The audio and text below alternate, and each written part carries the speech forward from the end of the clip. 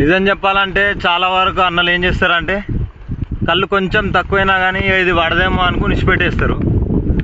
కాకపోతే మనం ఒకటి ఆలోచించాలి.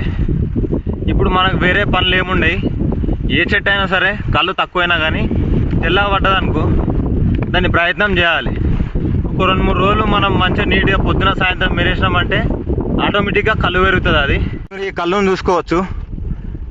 ఇది మొన్న వానలు పడ్డప్పుడు 5-6 రోజులు ఒకటే కోతేసిన కళ్ళు మొత్తం తక్కువైపోయింది.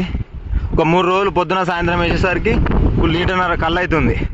మీరు నురుగు కూడా చూసుకోవచ్చు, ఎంత తెల్లగా ఉంది, మంచిగా బుగ్గ ఒడిచినట్టు వచ్చింది. గొల కూడా ఎట్లుడుతుందో చూడండి.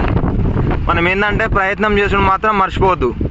ఖచ్చితంగా అంటే మనకేదైనా పని ఆల్టర్నేట్ పని ఉంటే చేసుకోవచ్చు, కానీ ఏం పని లేకపోతే తాళ్ళ మీద బతికేటోళ్ళు మాత్రం ఖచ్చితంగా 1 రోజు కాకపోతే 2 రోజులు 3 రోజులు మీరు ట్రై చేసారంటే ఖచ్చితంగా ఫలితం దక్కుతుంది.